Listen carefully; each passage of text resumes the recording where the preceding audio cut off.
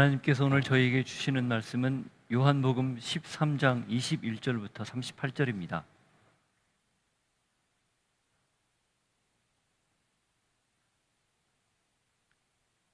같이 읽겠습니다. 예수께서 이 말씀을 하시고 심령이 괴로워 증언하여 이르시되 내가 진실로 진실로 너희에게 이르노니 너희 중 하나가 나를 팔리라 하시니 제자들이 서로 보며 누구에게 대하여 말씀하시는지 의심하더라. 예수의 제자 중 하나 곧 그가 사랑하시는 자가 예수의 품에 의지하여 누웠는지라. 시몬 베드로가 머릿짓을 하여 말하되 말씀하신 자가 누구인지 말하라 하니 그가 예수의 가슴에 그대로 의지하여 말하되 주여 누구니이까? 예수께서 대답하시되 내가 떡 한 조각을 적셔다 주는 자가 그니라 하시고 곧 한 조각을 적셔서 가룟 시몬의 아들 유다에게 주시니 조각을 받은 후 사탄이 그 속에 들어간지라. 이에 예수께서 유다에게 이르시되 내가 하는 일을 속히 하라 하시니 이 말씀을 무슨 뜻으로 하셨는지 그 앉은 자 중에 아는 자가 없고 어떤 이들은 유다가 돈꾀를 맡았으므로 명절에 우리가 쓸 물건을 사라 하시는지 혹은 가난한 자들에게 무엇을 주라 하시는 줄로 생각하더라. 유다가 그 조각을 받고 다 밀어라. 그가 나간 후에 예수께서 이르시되 지금 인자가 영광을 받았고 하나님도 인자로 말미암아 영광을 받으셨도다. 만일 하나님이 그로 말미암아 영광을 받으셨으면 하나님도 자기로 말미암아 그에게 영광을 주시리니 곧 주시리라. 작은 자들아 내가 아직 잠시 너희와 함께 있겠노라.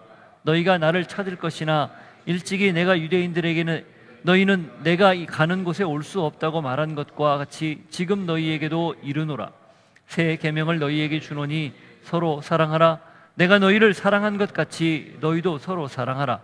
너희가 서로 사랑하면 이로써 모든 사람이 너희가 내 제자인 줄 알리라. 시몬 베드로가 이르되 주여 어디로 가시나이까? 예수께서 대답하시되 내가 가는 곳에 내가 지금은 따라올 수 없으나 후에는 따라오리라. 베드로가 이르되 주여 내가 지금은 어찌하여 따라갈 수 없나이까? 주를 위하여 내 목숨을 버리겠나이다. 예수께서 대답하시되 내가 나를 위하여 내 목숨을 버리겠느냐? 내가 진실로 진실로 내게 이르노니 닭 울기 전에 내가 3번 나를 부인하리라. 하나님 아버지, 오늘도 말씀 앞에서 겸손하게 주의 음성을 듣습니다. 우리에게 들려주시는 하나님의 하늘의 소리로 오늘 듣고 깨닫고 또 결단하고 살기를 소망하게 하옵소서. 예수 이름으로 기도하옵나이다. 아멘. 사랑은 기독교 신앙의 핵심입니다.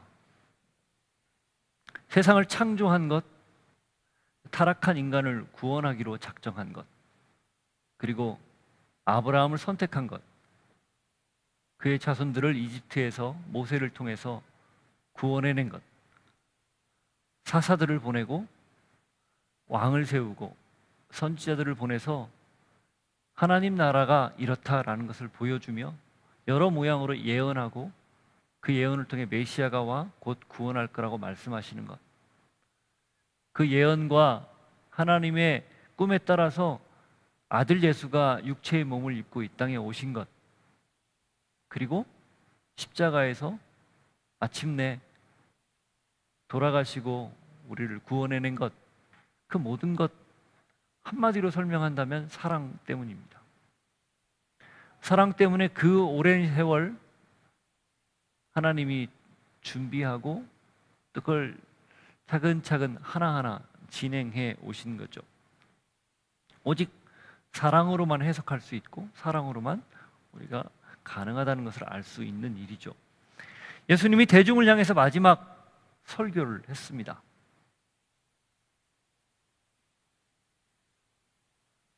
대중을 향해 그의 마지막 설교, 그 핵심이 뭐였습니까?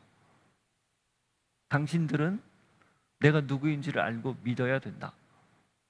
그게 핵심이었어요. 그럼 그 얘기를 왜 굳이 그렇게 했을까? 예수님 마음 안에 있는 원래부터 있었던 그 사랑 때문입니다. 하나님의 사랑을 받아들이고 그걸 믿어야만 구원받을 수 있다라는 그 유대인들, 죽음을 향해 치닫는 그 유대인들을 안타까워 여기는 그 긍휼과 자비, 곧 사랑 때문이었어요. 이제 제자들에게 초점을 맞추고 그들의 발을 씻긴 것, 지난 본문이었죠. 그 지난 본문에서 발을 씻긴 건 왜였습니까? 역시 사랑으로 해석을 갈 수 있습니다. 사랑하기 때문에 사랑하되 끝까지 그들을 사랑하는 표현으로 굳이 발을 씻긴 거예요. 선생이지만, 주지만, 종처럼, 그것도 가장 낮은 발을 씻기는 종처럼 그냥 퍼포먼스를 한 게 아니고 진심을 담아서 사랑하는 표현을 한 것, 이게 바로 세족 예식의 의미였습니다. 이제 예수님은 남겨질 제자들에게 아주 중요한 말씀을 가르칩니다. 하나님이 세상을 이처럼 사랑했듯이, 그리고 내가 너희들을 끝까지 사랑했듯이, 그 안에 배반자가 있지만 그 배반자까지도 품는 그런 사랑으로 사랑했듯이 너희들도 서로 사랑해야 한다. 이 가르침을 주십니다. 사랑, 사실은 이 말만큼 가슴 뭉클하고 설레고 행복한 말이 있습니까? 그렇지만 동시에 이 사랑이라는 말만큼 저평가되고 왜곡된 말도 없습니다.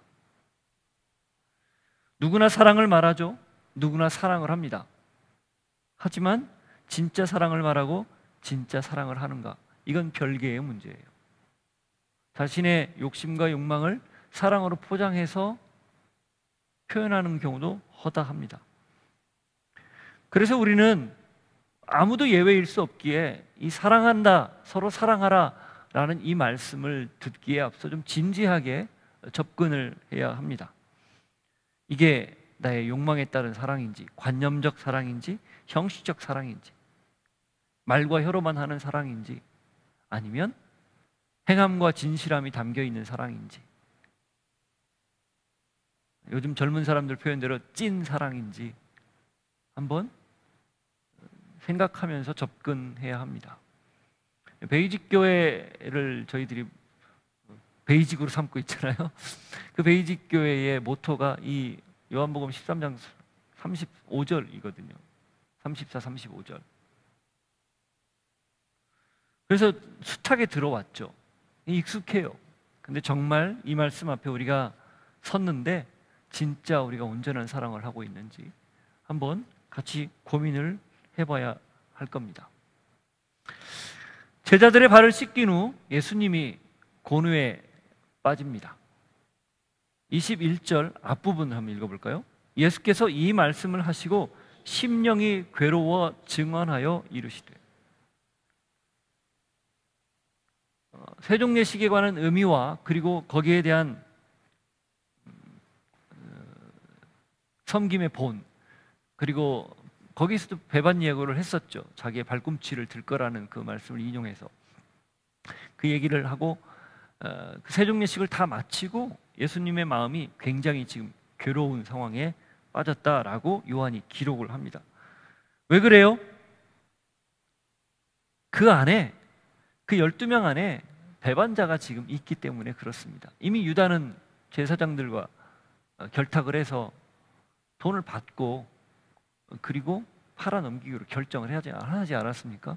그리고 지금 호시탐탐 언제 넘겨줄지 엿보고 있는 상황이거든요. 주님이 그걸 다 아시고, 그래서 아마 유다의 발을 씻길 때도 마음이 좀 특별했을 거라고 생각을 합니다. 베드로의 아마 호들갑을 떨었지만 유다는 여기 침묵으로 일관하잖아요. 근데 그 유다의 발을 씻길 때 예수님의 손이 유다의 발을 만지는 순간 무언가 말로 할 수 없는 소통을 주고받지 않았겠어요? 한 사람은 철저히 외면하는 거고 한 사람은 끝까지 붙들고 어떻게 하든 이 트랩에서, 이 함정에서, 이 잘못된 욕망에서 벗어나기를 간절히 원하는 마음 가지고 있지 않았겠습니까? 그런데도 요지부동이에요. 그러니 마음이 괴로운 거죠.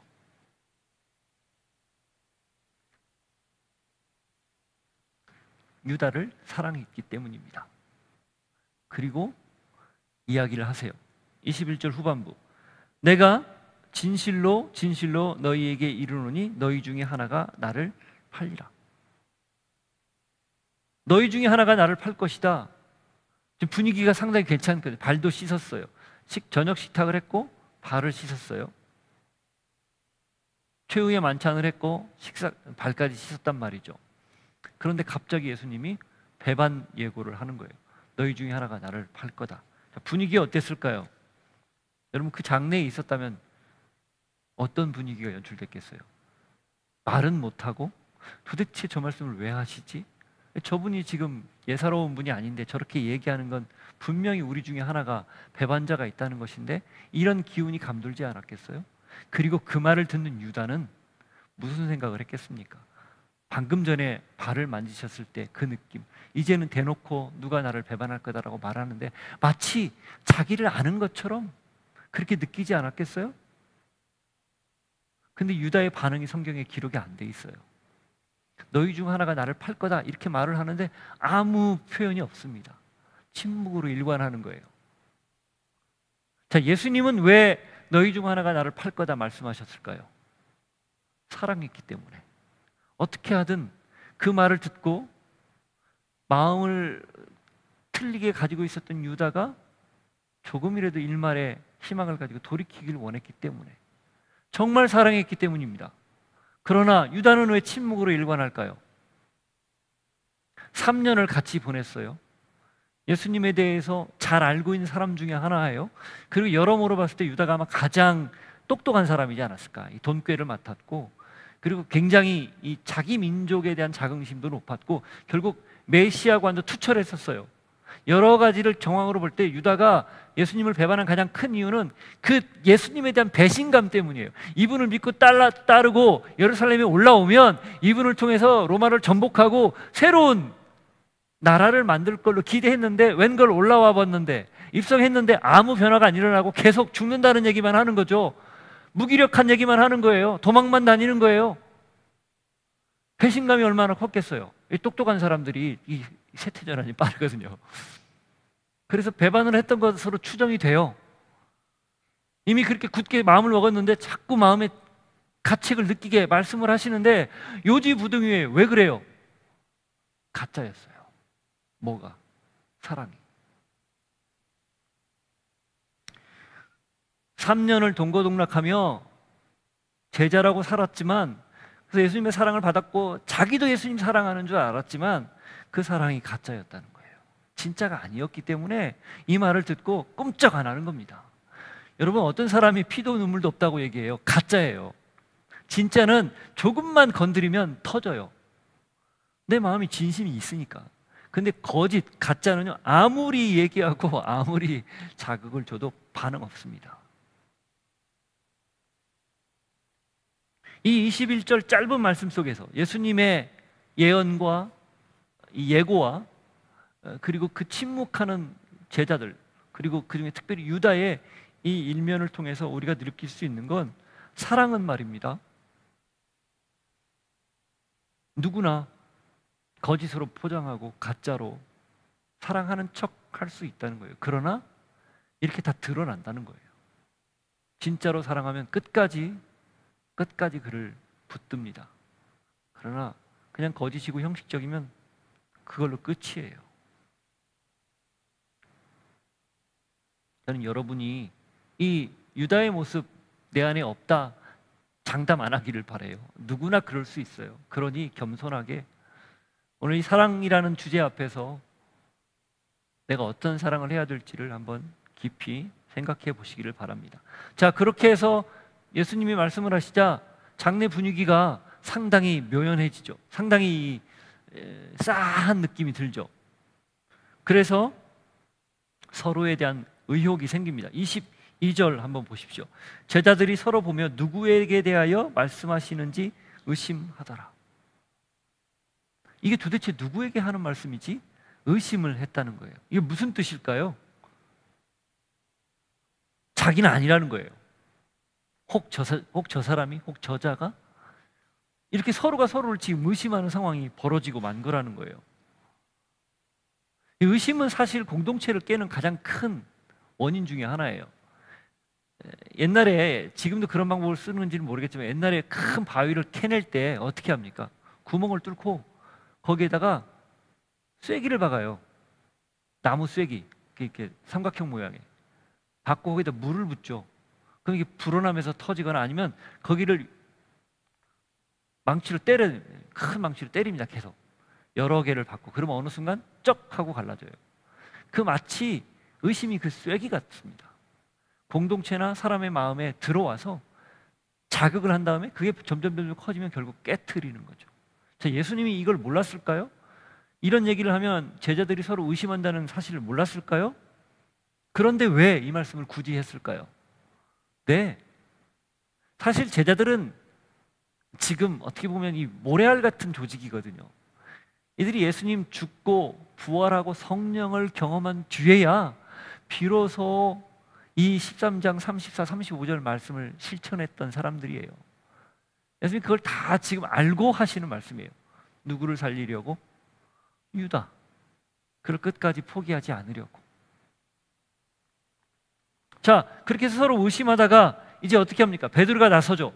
그리고 예수님 곁에 이렇게 기대어 누워있던 요한이 아마 제일 막내였기 때문에 예수님 곁에 항상 사랑을 받았던 것 같아요. 그 최후의 만찬 성화 보면 한 명 기대고 있잖아요. 그게 요한입니다. 그 요한에게 이렇게 머리짓을 하는 거죠. 풀어봐 이렇게. 자, 보실까요? 23절 25절. 예수의 제자 중 하나 곧 그가 사랑하시는 자가 예수의 품에 의지하여 누웠는지라. 시몬 베드로가 머리짓을 하여 말하되 말씀하신 자가 누구인지 말하라 하니 그가 예수의 가슴에 그대로 의지하여 말하되 주여 누구니이까. 적어도 나는 아니다 라는 생각에 깔려서 한번 물어보라는 거예요.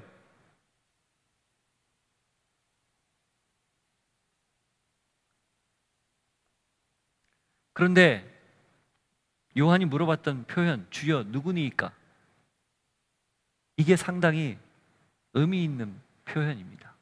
이 주여 누굽니까? 라는 말에는 뭐가 깔려 있는 거예요? 나는 아닌데요. 이게 깔려 있어요. 그죠? 근데 우리 중에 하나가 배반한다고 하니까 서로 분위기 묘한 거죠. 예수님이 뭐라고 대답하십니까? 26절 앞부분. 예수께서 대답하시되 내가 떡 한 조각을 적셔다 주는 자가 그니라 하시고. 정확하게 언급을 해요. 거침이 없죠. 자, 떡을 한 조각 적셔다 주는 건 사실 특별한 행동은 아니에요. 그냥 밥 먹는 자리에 있을 수 있는 일이죠. 모두에게 그냥 보통 있는 일이에요. 그러나 그렇게 마음을 먹고 있는 유다에게는 엄청난 일입니다. 그죠? 예수님이 지금 그걸 지적을 하려고 떡 한 조각을 떼어다 주는 자가 그다라고 말을 한 거예요. 그리고 어떻게 해요? 이어서 하시고 곧 한 조각을 적셔서 가롯 시몬의 아들 유다에게 주시니. 네가 바로 나를 배반할 자다. 이미 마음 먹고 있지. 이거 지금 가르쳐 준 거예요. 자, 그러니 어떻게 됩니까? 27절 앞부분. 조각을 받은 후 곧 사탄이 그 속에 들어간지라. 조각을 받으니까 사탄이 그 속에 들어갔다는 거예요. 이 말씀은 사실 좀 우리가 이해할 때 좀 어려움이 좀 있어요. 이게 무슨 뜻일까? 예수님이 끝까지 기회를 주고 또 주고 그리고 조각까지 받아서 이렇게 떼어서 주면서 너다라고 가르쳐 주는데도 불구하고 유다에게 아무런 반응이 일어나지 않으니 결국은 유다가 자기가 결심한 대로 이제 확정을 했다. 그런 의미로 받아들이면 됩니다. 떡을 적셔줬기 때문에 사탄이 들어갔다가 아니라 그렇게 적셔줘서 지적을 해줬는데도 불구하고 그걸 거절하니 결국은 그는 욕망의 노예가 되고 말았다. 어둠의 세력에 붙잡히고 말았다. 그렇게 이해하면 됩니다. 하나님이 우리에게 기회를 끊임없이 주세요. 떡을 적셔서 떼어서 지적을 해줄 만큼 정확하게 주세요. 두리뭉실하게 하지 않습니다. 너야! 라고 얘기해 주는 거죠. 마치 나단이 다윗에게 찾아가서 이 바세바 사건을 고발하니까 다윗이 듣고 분노해가지고 그 자가 누구야? 당장 데려와. 내가 이렇게 얘기했잖아요. 그러니까 나단이 뭐라고 합니까? 당신이 바로 그입니다. 이렇게 얘기하잖아요. 정확하게 지적했죠? 똑같아요. 정확하게 지적합니다. 그럼 어떻게 해야 될까요? 이 다윗처럼 하면 돼요. 바로 고꾸라지면 돼요. 하나님께 엎드려서 잘못을 인정하고 회개하고 용서를 구하면 됩니다. 근데 유다는 그렇지 않습니다. 반응이 없어요. 여기에서도 유다는 이 요한복음 13장에 단 한마디 말도 안 합니다. 안 해서 기록을 안 했는지 요한이 일부러 뺐는지는 모르겠지만 아무 말도 안 해요. 그냥 침묵으로 일관해요. 여러분도 혹 하나님이 우리가 우리의 삶에 그릇된 부분이나 잘못된 부분을 걸어가고 있을 때 가르쳐주고 분명히 얘기해 줄 때 그렇게 하시겠습니까? 아니면 다윗처럼 시편 51편 말씀 심상을 눈물로 띄우고 그렇게 하나님 앞에 정결한 마음을 달라고 주의 영을 내게서 거두어가지 말라고 간절하게 기도하시겠습니까? 거기에 따라 우리의 신앙에 진짜와 가짜가 확연히 구분되는 거예요. 정말 사랑하는 사랑으로 살 건가 형식적으로 살 건가 그게 구분이 되는 겁니다. 예수님은 계속 진심이에요. 그러나 유다는 관심이 없습니다. 형식적입니다. 어쩌게 보면 가짜이죠.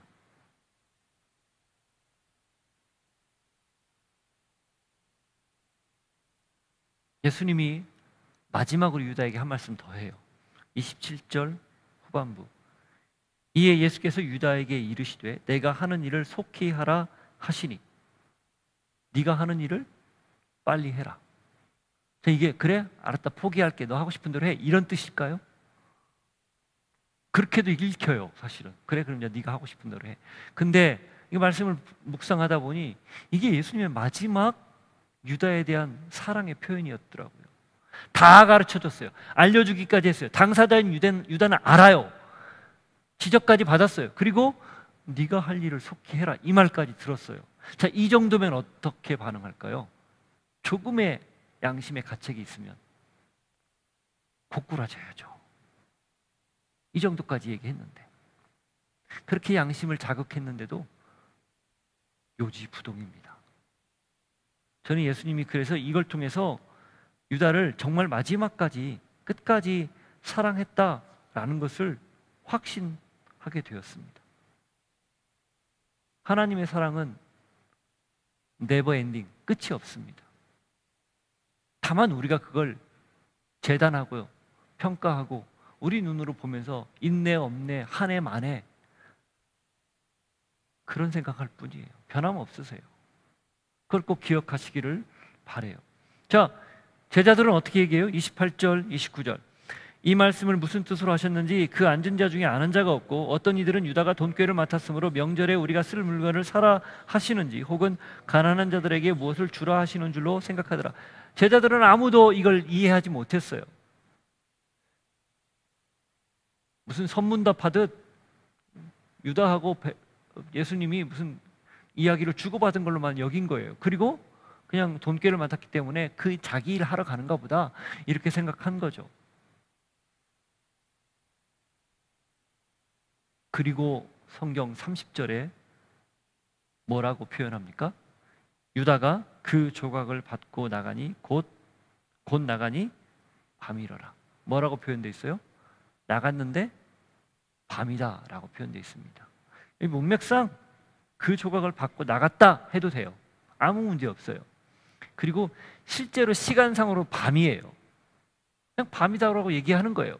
근데 요한이 굳이 그냥 나갔다라고만 표현해도 되는데 나갔는데 밤이었다 이 표현을 왜 썼을까요? 상당히 메시지를 담고 있는 겁니다. 사탄에게 사로잡힌 유다가 예수님의 사랑을 거부하고 끝까지 붙들려고 하는 예수님의 사랑을 뿌리치고 자기 하고 싶은 대로 하려고 나갔을 때 그는 흑암으로 들어갔다 그 말입니다. 어둠의 세계로 빠져들었다 그 말이에요. 더 이상 헤어나올 수 없는 캄캄한 곳으로 가게 됐다 그런 뜻이에요. 12장 35절 앞장이죠. 한번 보시겠어요?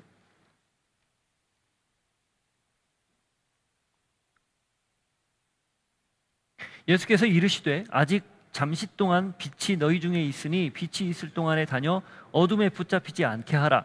어둠에 다니는 자는 그 가는 것을 알지 못하느니라. 이 말씀을 저는 유다를 염두에 두고 하지 않았을까, 그런 생각이 들 정도예요. 빛과 함께 다니고 있는데 그는 어둠으로 뛰쳐나가 버리고 만 거죠. 유다는 빛과 함께 있었지만 어둠으로 나가고 만 거예요. 예수님과 함께 있는 것, 그게 빛인데 제 욕심에 사로잡혀서 어둠으로 스스로 뛰쳐나간 겁니다.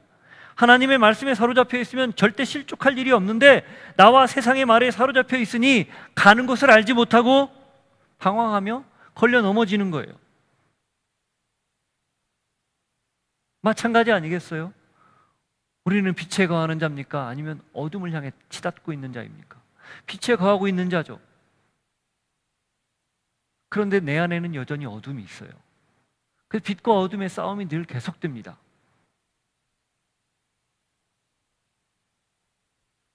근데 하나님의 말씀을 듣지 않고 내 귀에 내 소리를 들리고 세상의 소리를 계속 들려주면 우리 결국 어둠에 사로잡힐 수 있다는 얘기예요.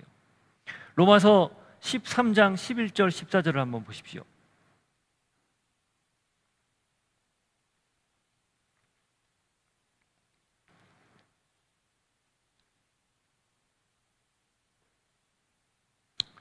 또한 너희가 이 시기를 알거니와 자다가 깰 때가 벌써 되었으니 이는 이제 우리의 구원이 처음 믿을 때보다 가까웠습니다. 밤이 깊고 낮이 가까웠으니 그러므로 우리가 어둠의 일을 벗고 빛의 갑옷을 입자. 낮에와 같이 단정히 행하고 방탕하거나 술 취하지 말며 음란하거나 호색하지 말며 다투거나 시기하지 말고 오직 주 예수 그리스도로 옷 입고 정욕을 위하여 육신의 일을 도모하지 말라. 특별히 이 말씀은 어거스틴이 결정적으로 회심할 때 담장 밖으로부터 들려왔던 말씀입니다. 이 말씀을 듣고 어거스틴이 그의 어둠의 과거를 뒤로하고 빛으로 나왔죠.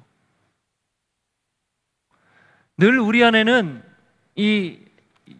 마치 유다가 가지고 있는 한계 똑같이 있다라는 거, 그걸 오늘 말씀을 통해서 우리가 도전받습니다. 거짓으로 살면, 사랑한다라고 말뿐 어느 것도 표현하지 않고 어느 것도 그렇게 행동으로 드러내지 않고 살면 우리 역시 그럴 수 있다라는 거 기억하시고 부디 바라기는 그 어둠의 일을 벗고 빛의 갑옷을 입으라는 바울의 도전, 그 말씀처럼 살 수 있는 여러분들이 될 수 있기를 바라요. 자, 그렇게 하고 나서 예수님이 그 다음 의미 있는 가르침을 제자들에게 이어서 합니다. 31절 33절 그가 나간 후에 예수께서 이르시되 지금 인자가 영광을 받았고 하나님도 인자로 말미암아 영광을 받으셨도다. 만일 하나님이 그로 말미암아 영광을 받으셨으면 하나님도 자기로 말미암아 그에게 영광을 주시리니 곧 주시리라. 작은 자들아 내가 아직 잠시 너희와 함께 있겠노라. 너희가 나를 찾을 것이나 일찍이 내가 유대인들에게 너희는 내가 가는 곳에 올 수 없다고 말하는 것과 같이 지금 너희에게도 이르노라. 이게 무슨 얘기예요? 십자가 얘기하는 거예요. 이제 불과 하루 있으면 겪게 될 그 일을 말씀하시는 거죠.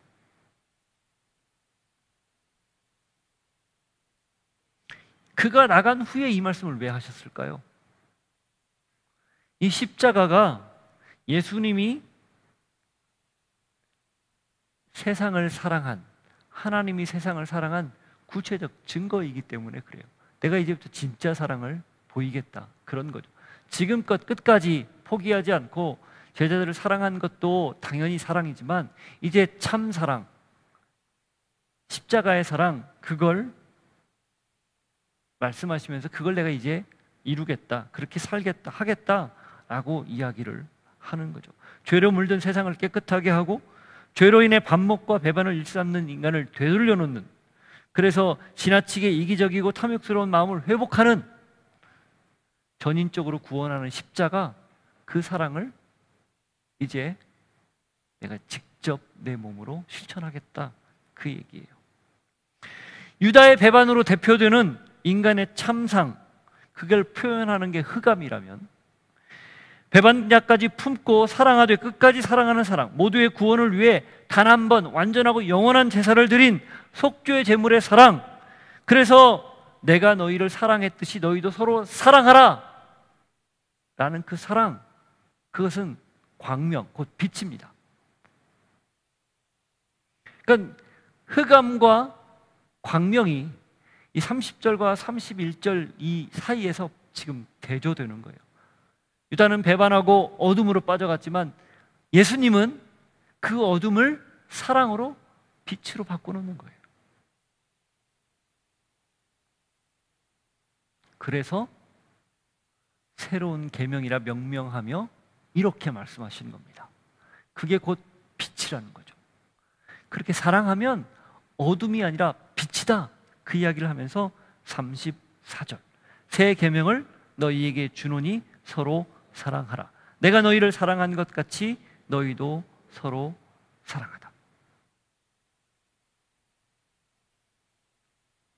대조예요. 그리고 그 사랑만이 어둠을 물러가게 할 수 있고 사랑만이 세상을 온전하게 할 수 있다, 그런 걸 강조하는 거죠. 흑암의 무질서를 광명의 질서로 바꿔놓은 것이 창조입니다. 창세기 1장에 나오죠. 죄악과 배반, 그 어둠을 십자가 사랑을 통해서 빛으로 바꿔놓은 것, 이게 새로운 창조예요. 구원이죠. 죄악으로 물든 옛 질서를 사랑으로 덮는 새로운 질서를 지금 만들고 있는 거예요. 죄악으로 물들어서 힘과 권력과 물질과 인간이 가지고 있는 욕심을 통해서 사람들을 지배하려고 하는 그런 가치관에 사랑으로, 오직 사랑으로 섬기고 나누고 베풀고 희생하고 이런 걸 통해서 새로운 세상을 만들어 가려고 하는 새로운 가치관을 만들어내는, 그게 바로 지금 이 사랑이라는 겁니다. 하나님이 아담이 타락하는 그 순간부터 꿈꿔오던 디자인, 아이디어, 청사진, 그게 바로 사랑이라는 거예요.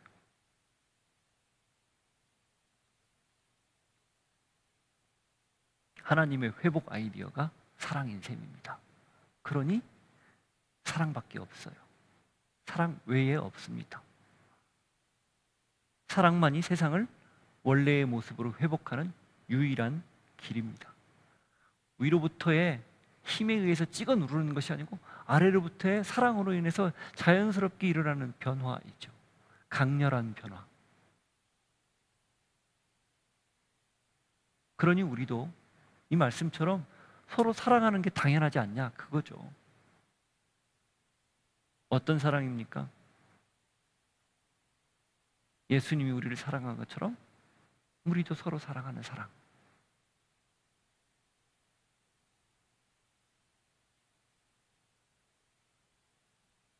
사랑할 수 있는 걸 사랑하는 건 사랑이 아니죠. 아니, 그것도 사랑일 수 있죠.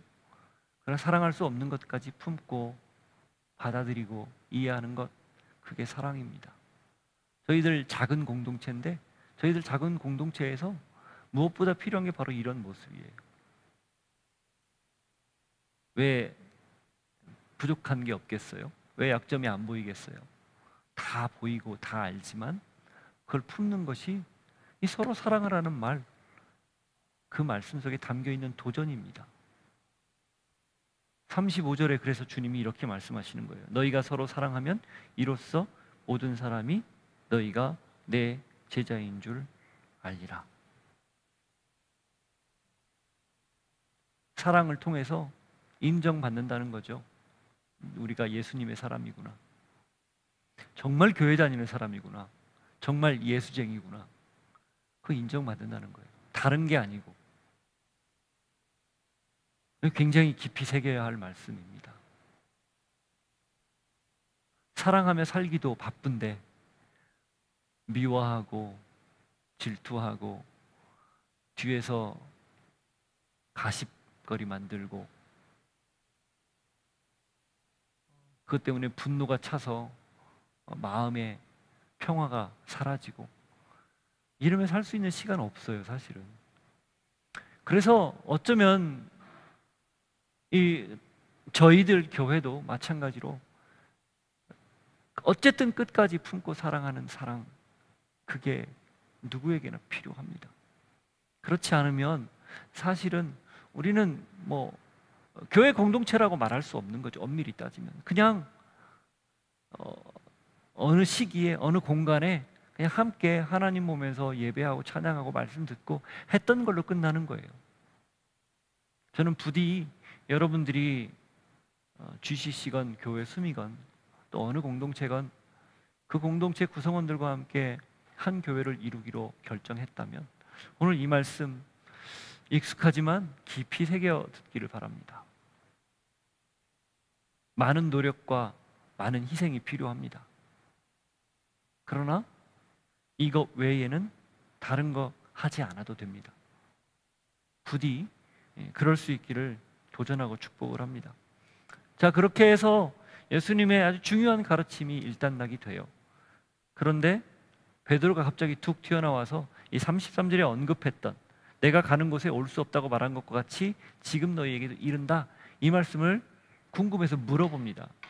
36절 시몬 베드로가 이르되 주여 어디로 가시나이까?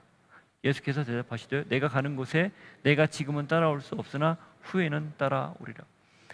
궁금한 거죠. 자꾸 간다고 하니까 정말 어디로, 공간으로 이동하는 걸로 지금 생각을 했을 거예요. 그냥 어디로 갑니까? 나도 가고 싶습니다, 이런 얘기죠. 근데 예수님 대답이 전혀 다른 거죠. 네가 지금은 못 간다. 그럼 나중에는 갈 거다. 그 얘기 이제 베드로가 나중에 성령 받고 베드로 역시 순교의 제물로 바쳐지잖아요. 그렇게 할 거다라는 얘기예요. 그런데 지금은 안 된다는 거죠. 왜? 아직은 제자이지만 무늬만 제자고, 아직은 신앙인이지만 겉으로만 신앙인이에요. 성령을 받기 전이기 때문에 도장을 못 받았어요. 그러니 마음의 변화가 온전히 일어나지 않은 상태거든요. 지혜로, 머리로는 다 알아요. 지식으로는 다 알아요. 그런데 행동은 안 될 거예요. 그러니 도망치죠. 성령 받기 전이기 때문에 이렇게 말씀을 하신 거거든요. 베드로가 아주 기세 좋게, 베드로는 베드로예요. 37절 보세요. 베드로가 이르되 주여 내가 지금은 어찌하여 따라갈 수 없나이까? 주를 위하여 내 목숨을 버리겠나이다. 이건 예언이에요. 앞으로. 근데 당장은 아니에요.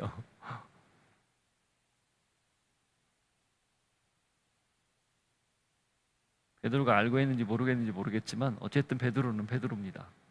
예수님이 그 베드로에게 일침을 뒀습니다. 38절 예수께서 대답하시되 내가 나를 위하여 내 목숨을 버리겠느냐? 내가 진실로 진실로 내게 이르노니 닭 울기 전에 내가 3번 나를 부인하리라. 와, 이 말을 베드로가 들었을 때 어떤 마음이 들었을까요? 이게 뭐지? 나는 따라가고 나는 죽기까지 하겠다는데 갑자기 참으로 확 끼었는 거죠. 그리고 불과 몇 시간 뒤에 여종 앞에서 3번이나 부인을 해요. 마지막 부인은요, 그 공간복음서 특별히 누가복음을 보면은 화를 내요. 욕설을 퍼부어요. 원문의 그 뉘앙스를 보면 상당히 좀 충격적인 그런 말을 씁니다. 정말 지읒, 기역, 리을, 제기랄 뭐 이런 느낌이 있어요. 마지막 그렇게 강력하게 부인을 할 정도로 예수님의 말에 그대로, 말이 아니죠. 자기 생각에 사로잡혔기 때문에 그렇게 하는 거죠. 하지만 결국은 자기 고백대로 죽어요. 예수님 때문에. 자, 이걸 통해서 우리가 배우는 건 뭘까요? 가룟 유다의 배반 크기가 어때요? 엄청나죠? 베드로의 부인 크기가 어때요? 유다에 비해서는 좀 작아 보여요. 그죠? 그런데도 이것도 엄밀히 따지면 배반은 배반입니다. 부인했으니까. 자, 나머지 제자들, 안 드러나는 제자들.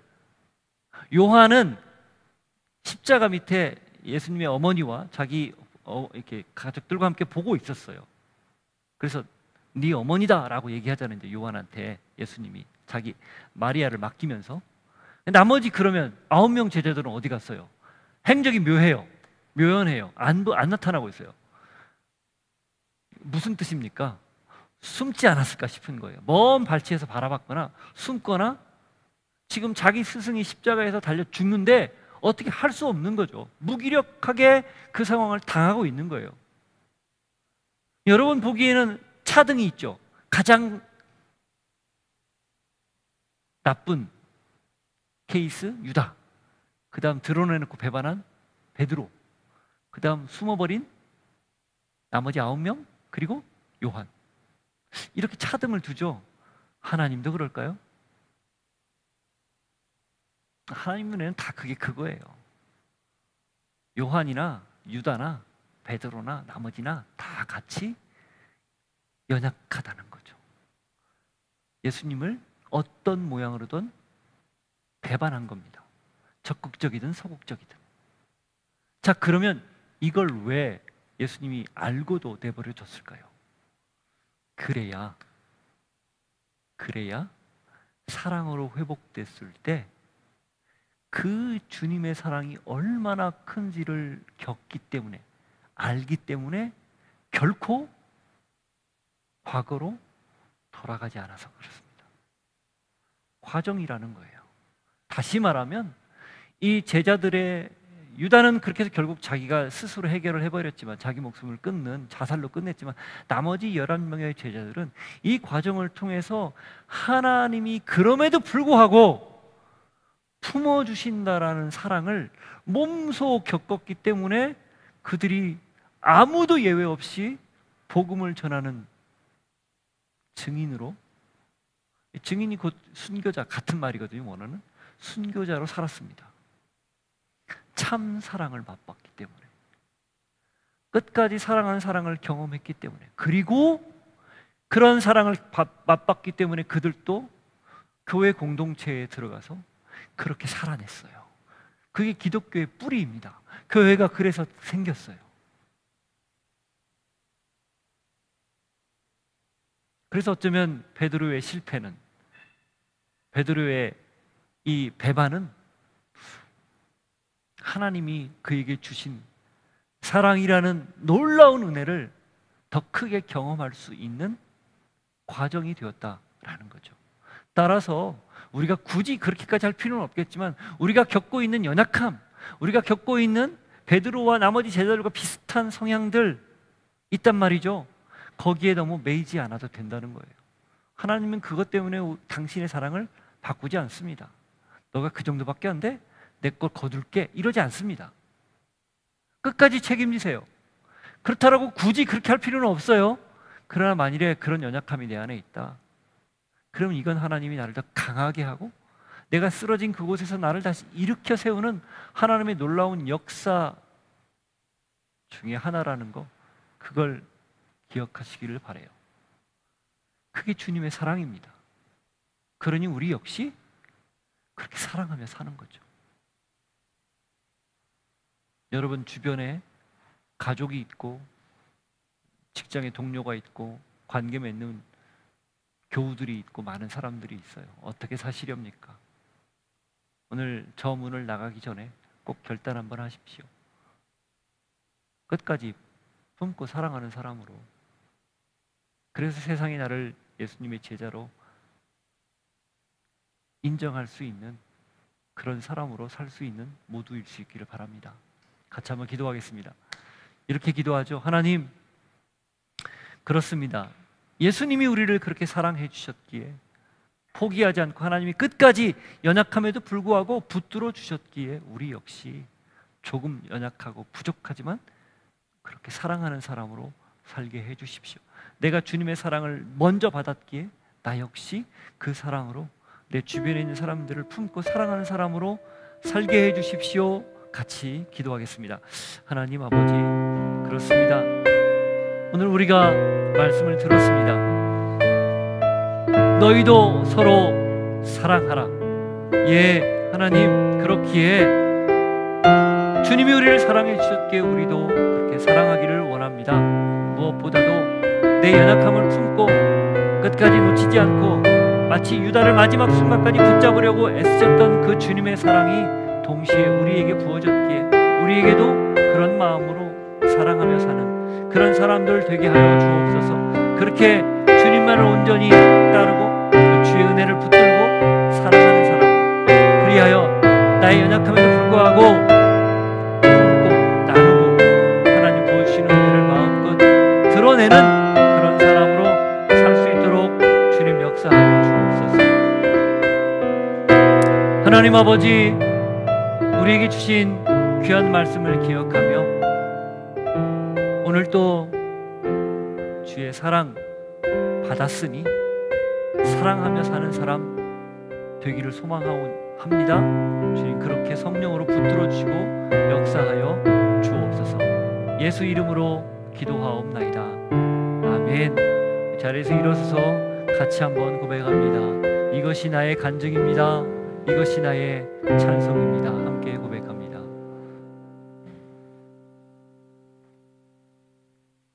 이것이 나의 간증이요, 이것이 나의 찬송일세. 나 사는 동안 끊임없이 구주를 찬송. 한 번 더 고백합니다. 이것이 나의 간증이요, 이것이 나의 간증이요, 이것이 나의 찬송일세. 나 사는 동안 끊임없이 주를 찬송하리로다. 예, 하나님, 서로 사랑하라 그 말씀처럼 사랑합니다. 사랑하며 사는 것, 그것이 나의 간증입니다. 저 사람은 예수님을 닮아서 사랑하는, 누군가를 끝까지 포기하지 않고 품고 희생하고 사랑하는 사람이야 라고 듣는 그런 사람 되게 하여 주옵소서.